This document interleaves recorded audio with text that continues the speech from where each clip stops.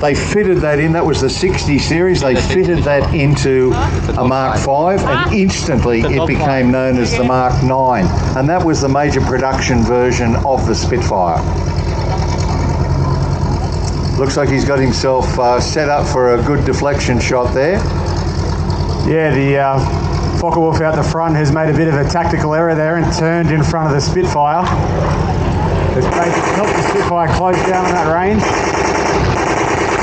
Really, in the Spitfire, you only want to be about 250 feet behind the aircraft before you start pulling the trigger. Those guns are focused not that far ahead of the aircraft, so for maximum firepower, or for look at that, accuracy, that's a beautiful kill shot there.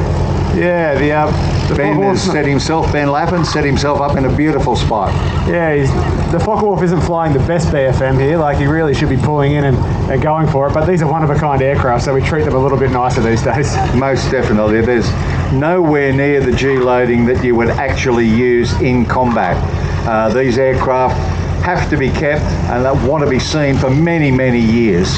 You can see now the FW-190 is trying to get out of the way with a little jink, but the Spitfire has him all towed up. He's just sitting in the heart of the control zone. That's where you sit about 2,000 feet behind the enemy, and they can't do anything without you being able to shoot them.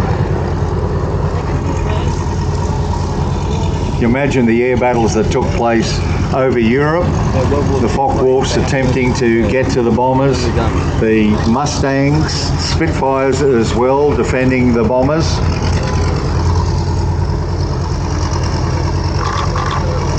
Yeah, it looks quite graceful, but it really was a battle for life and death, and these young pilots are just doing incredible things in these aircraft. Here he is, jinking to try and get out of the way. The Spitfire having to quickly react and stay behind him, doesn't want to get spat out the front. If you've seen Top Gun, you can do the old Maverick move and hit the brakes and he'll fly right by, and that is a valid tactic. Do you imagine what it was like attacking a bomber formation of B-17s? B-17 has 10 plus 50 caliber machine guns. If you've got 100, there you are going into a formation with potentially 1,000 machine guns that could be pointing at you. Yeah, you've really got to grit your teeth and just go for it. There's no other way, and it was just incredible battles in the air over Germany in World War II. And developing the tactics for that, like the B-17s initially, it was a head-on attack because you only had the two guns from the top turret. Later on, they put a chin turret with two 50 calibers in there. So that really negated that front-on tactic. So the Spitfire's only got about 10 seconds of bullets available in the wings, so if he hasn't got the kill yet, he's got to pull away and let someone else have a bite of the cherry, which it looks like he's doing now.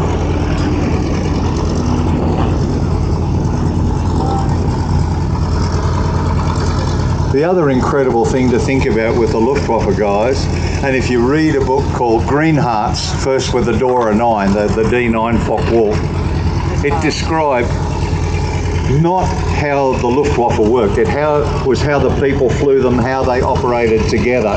And when they landed, they were under attack constantly, you know, from takeoff to landing and afterwards. So the toll that took on them physically and mentally.